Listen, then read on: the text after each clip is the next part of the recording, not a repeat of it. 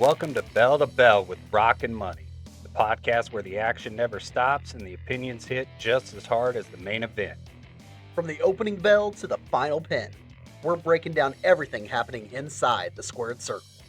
Whether it's making bold pay-per-view predictions, calling our shots on who's walking out with the gold, or debating the outcomes before the bell rings, we've got you covered. So lace up your boots, turn up the volume, and get ready, because the match starts now.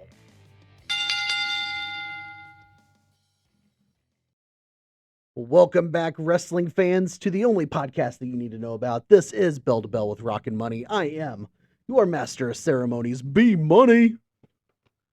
I am Rock. Man, we have got something special for you guys tonight. For the first time ever, Rock and Money are going to break down our top 50 WWE men's wrestlers of all time. Now, the cool part about this is we're going to go back and forth. Our lists are going to be completely different, but we're going to break these down into 10s and 10s. So we're going to go 50 to 41.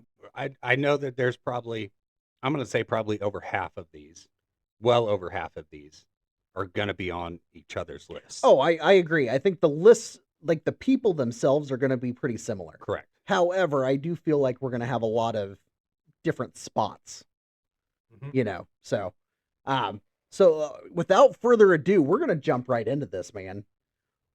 So right now, who is your number 50, Rock? Okay.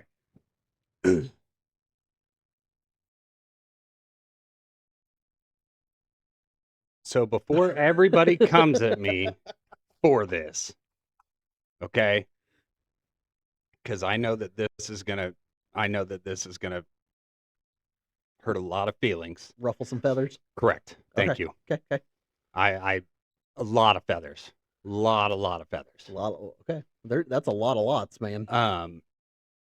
My number 50 is Chris Benoit. I knew you were going to go there. Okay. And before y'all come at me, Paul Heyman said this best at an interview that he was doing, or at a show that he was doing.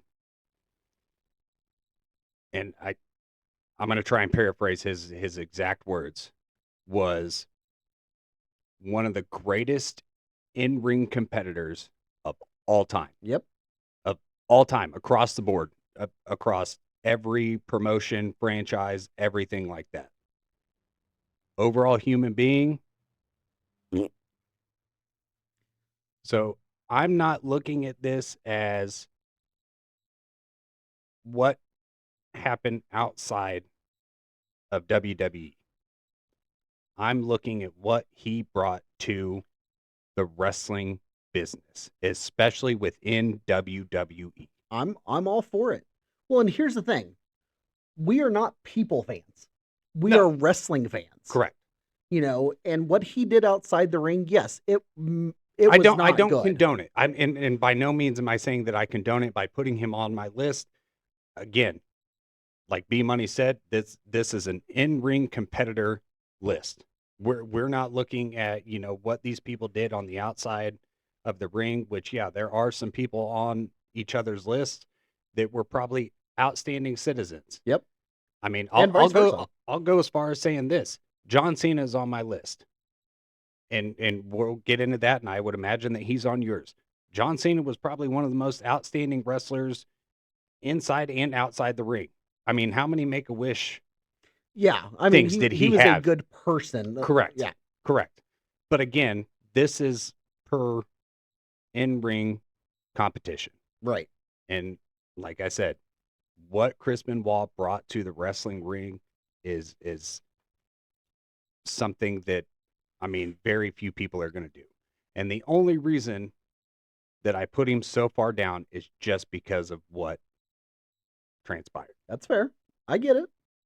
So in my number 50 is probably the only person on my list that was never a world champion. However, They've been in the WWE business for 11 years, Okay. and they have held multiple titles over that time. And that person's Sami Zayn. I'm not the biggest Sami Zayn fan, but what he's been able to do to captivate the fans is extraordinary. He's a great heel. He's a pretty good face, Hmm. so I don't know. I felt Sammy deserved to be on this list. I mean, I will go as far as saying this is that Sami Zayn is, and he's still wrestling. Yeah. But no, Sami Zayn is the new Dolph Ziggler of WWE. Yeah, I could see that. Just because if you ever needed a wrestler to go out there and give a top-notch match, it's going to be Sami Zayn. I would agree with that. I mean, so solid. 49. Okay, some of these, I'll be honest with you, I did kind of throw together, kind of last minute. Some of these probably should be higher. Some of these probably should be lower on my list. I will go as far as saying that. Should this individual maybe have been a little bit higher? Possibly. But my number 49 is Sergeant Slaughter. All right. I'm okay. I like Sergeant Slaughter. Just for what he did within the wrestling company, in front of the camera as well as behind the scenes and stuff like that.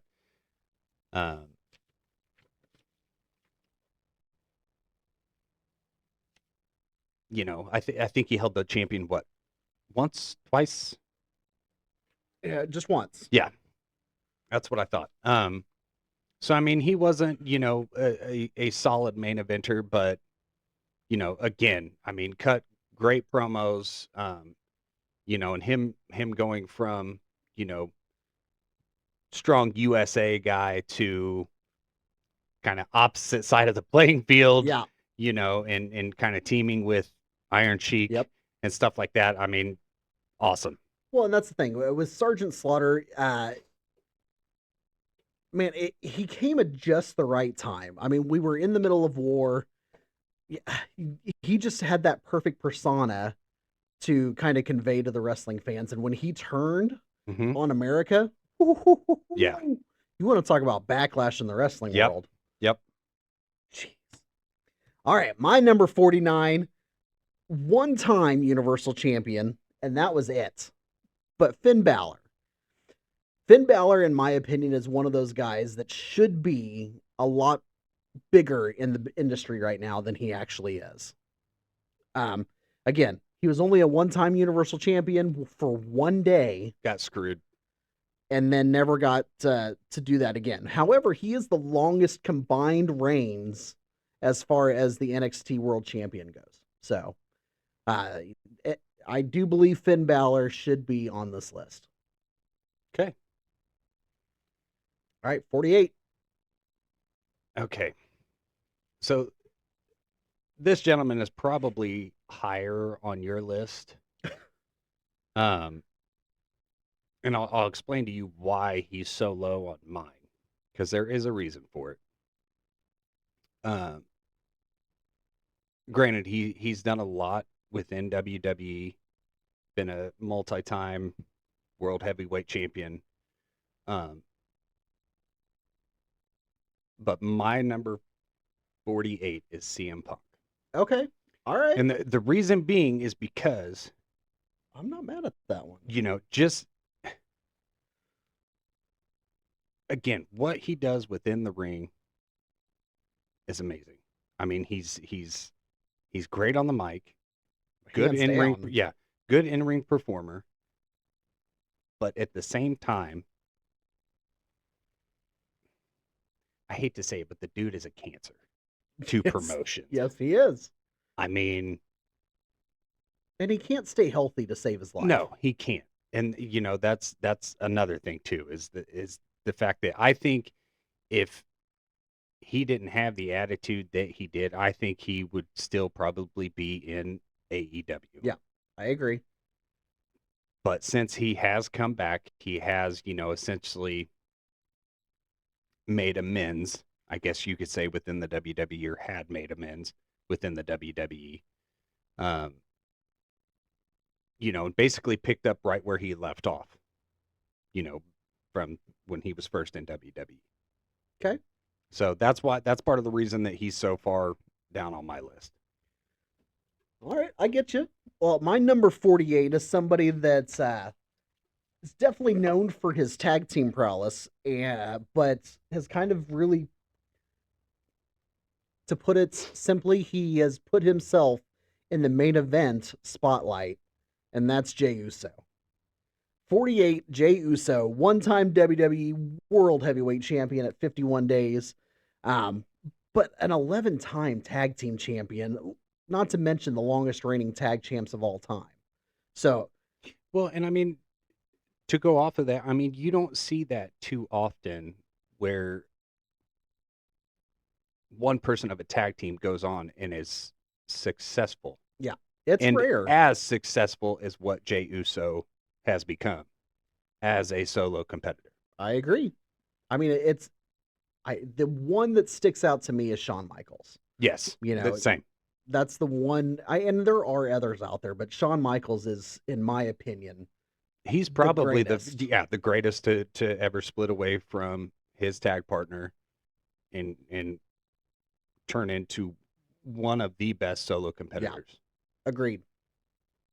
All right, 47, Rock. 47.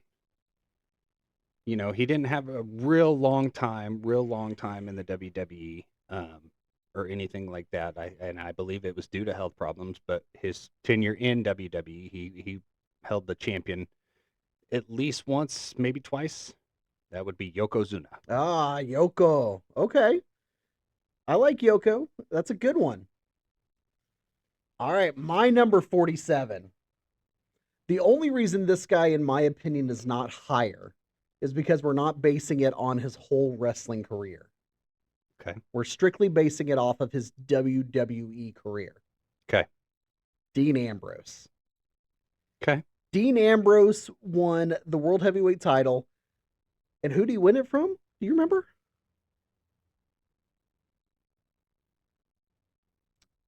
Not right offhand. The phenomenal one, AJ Styles. Okay. But this was I mean, if he was still in WWE, do I think he'd be as good as he is in AEW? No. I think AEW is the perfect spot Yes. for Dean Ambrose, Jon Moxley. But that being said, Dean Ambrose had a great career in WWE. All right, number 46, Rock. Number 46, he probably should be higher, but at the same time, as I think about it, I feel like this is kind of a good spot for him.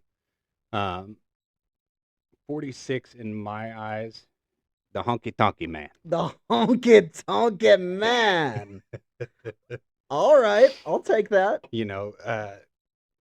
One of the longest reigning, if not the longest reigning IC champ. He was until Gunther. Yeah. So, but I mean, he really didn't do anything other than that. No. Nope. Him and his pink Cadillac. That was about it. Yep. That was it. All right, number 46 for me.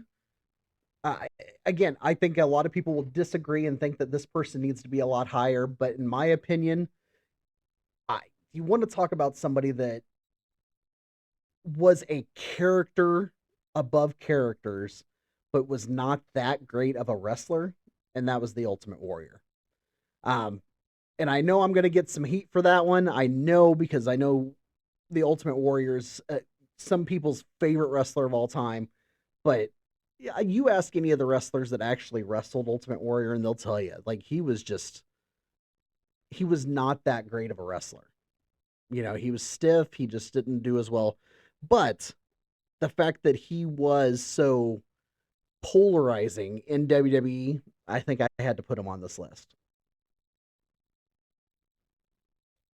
That's fair. No. So I was kind of working on this at my parents' house, and my mom had kind of overseen my list, and my mom used to watch wrestling with us back in the day, back during like Hulk Hogan, Ultimate Warrior, stuff like that. The good old days. Yeah. And so she asked me, she said, why do you have this person above the Ultimate Warrior? And you know how I explained it to her? Basically the same exact way that you explained it. I was like, the only thing that that guy had for him was the fact that he was a bodybuilder and had the physique for it. And he was just his intensity was Yeah. unreal. Yeah. But aside from that, I was like, he was maybe average at best in the ring. At best. At best. Yeah. You know, so yeah, I don't blame you for that one at all. All right, Rock, 45. 45 for me is Jimmy Superfly Snuka. Superfly. You know, he didn't really, you know, wasn't really a top main eventer, but you know, really kind of brought into WWE kind of the high flying style. Absolutely. You know, Jumping off the top of the cage is still one of the Absolutely. most memorable moments in WWE history. Yep. And he actually jumped. He wasn't thrown. No, not even remotely. All right, my number 45. And again, this is somebody that if they were still able to wrestle today would be much higher on this list, I believe. And that's Big E. Big E, and thank God he's still in WWE because I think he does a great job with the pre and the post shows. But he deserves so much more than just a one-time WWE champion. Of course, you got to go with, the New Day and the 8-time tag team champions while he was there. But yeah, I think he would be much higher on this list if he was still able to wrestle.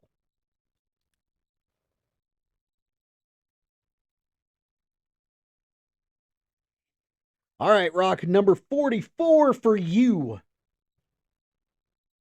The $1 Million Man, Oh, Ted DiBiase. Granted, didn't really do a whole heck of a lot in WWE. One memorable thing for me that I will always remember from Ted DiBiase is the kid that he called the random kid. the basketball. Yes. I in my opinion, I think that is probably one of the most memorable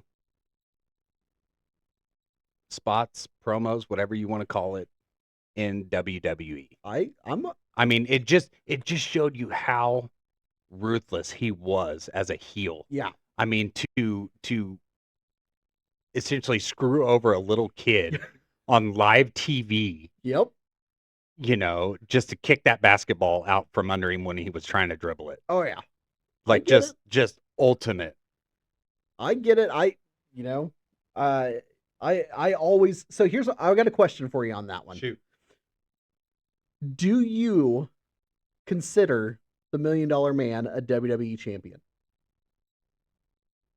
Are you talking about him winning the inaugural? No, I'm talking about when Andre the Giant beat Hulk Hogan for the title. No. And he handed it to the $1 Million Man, Ted DiBiase. That does not count. No. Hey, he paid for it. No. No, I agree No. with you. I was just No. wondering if you were in that boat or not. All right. Number 44 for B Money. I am going to go with Mr. Monday Night, Rob Van Dam. Come on, man. You can't have this list without Rob Van Dam. 8 years in WWE, won every title imaginable. I mean, for heaven's sake, he was a hardcore champion, intercontinental champion, European champion. I mean, come on. This guy was the king of all hardcore when he was around. And the matches that he had with people like Eddie Guerrero and Jeff Hardy were second to none. All right, where are we at? 43, sir. All right, so again, this is another one that should probably be just a smidgen higher, but again, he had a solid run while he was in WWE.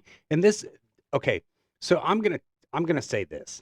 With this list, I struggled. And the reason being is because I was looking at I had blinders on. I was looking straight WWE. I was not That's looking all I at, did. what this person did in this promotion, what this person did in that promotion. I wasn't looking at anything aside from what they did in WWE. And again, this person should probably be higher, but my 43 is Booker T. Booker T. Okay. All right. So again, he held the title in WWE, was king of the ring. Yep.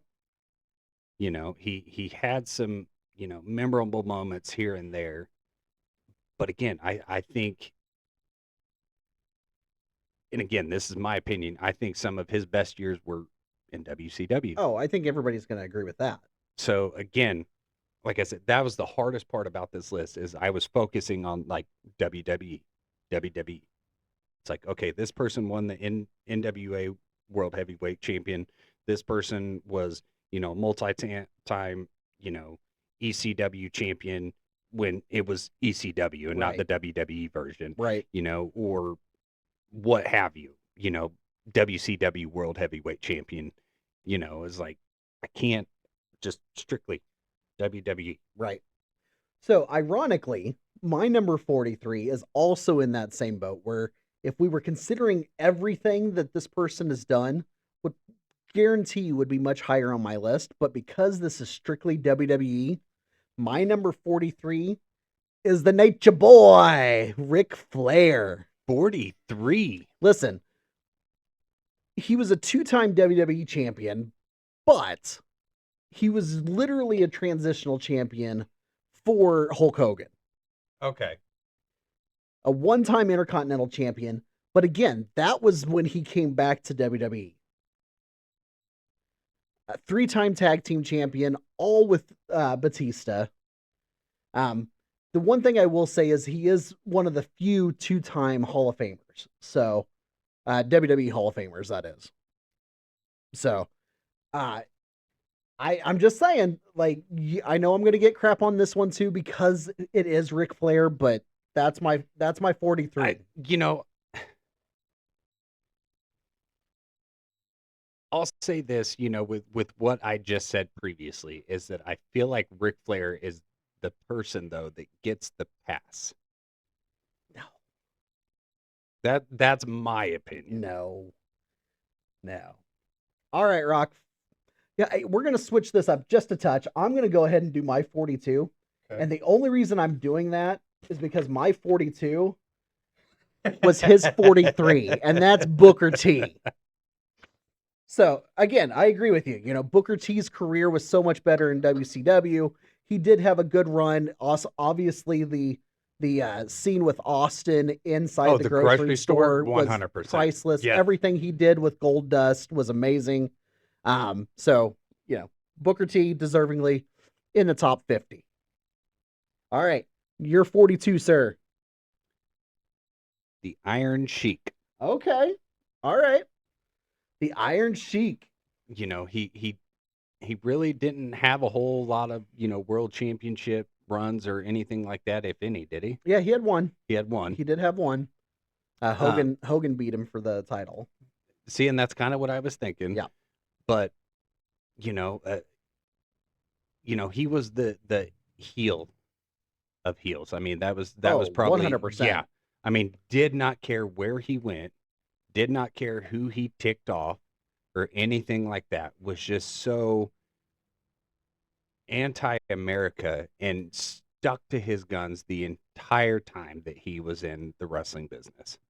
But one of the best upper bodies I have ever seen. I don't think there was another wrestler. There might have been a few that pulled off the club swing. Oh, yeah, no. But I don't think it was very many at all. I mean, it would probably be on one hand the number of other wrestlers that pulled that off. Yeah, I agree. All right, what is your 41, sir? This is the final one for this video. 41. My number 41 is Shane O'Mac. Wow, okay. I did not see that one coming. Okay. He didn't have a whole lot of matches within WWE or within any I wrestling was gonna say promotion. Yeah. period. But every match that he went out there, aside from his later matches, was top notch. Oh, agreed. I mean, the match that he had with Test, the match that he had with Kurt Angle, Oh yeah. Still to this day, one of the best, no holds barred matches I've seen. he was basically your everyday run of the mill Joe Schmo walking down the street, but pulled off some Jeff Hardy type. He was a glorified stuntman in WWE. Pretty much. Yeah. The Steve Blackman kendo stick to the back, and he just flopped. I No. mean, I 100% think that Shane easily deserves to be in the top 50 in the WWE. Okay, I'm not mad at that one. I will say that Shane is not on my list at all, but I'm not mad at that. Like, I think that's a good one. All right, 41. This is one I know more than Ric Flair. This one's gonna get me into a lot of hot water. But here's the thing, and I'll explain my choice before I tell you who it is. That's how much heat I think I'm going to get for this. one. That's basically what I've had to do with some of mine. So 41. He's a 3-time WWE champion. Before you spoil it, give me all the rest of his 3-time WWE champion, but his whole championship reign was only 36 days. 8-time tag team champion, but again, was only 110 days. He is a WWE Hall of Famer, but he was only an active wrestler in WWE for 5 years.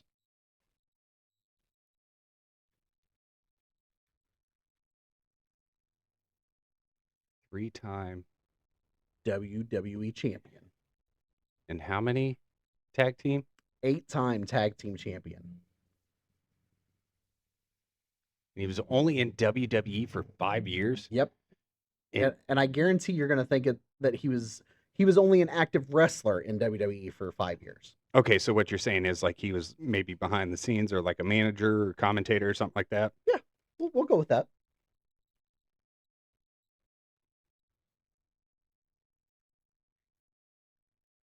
Oh my gosh. I got nothing. You're going to hate me. Everybody's going to hate me on this one. Mick Foley. But all of these championships that he won were all transitional. Every single one of them. And he never held them for that long. And he was constantly the person that was being thrown into things and, getting the brunt end of everything. So 41 in my list is Mick Foley. Wow. I'm just utterly shocked at the fact that he was only an active wrestler for 5 years. In WWE, yes.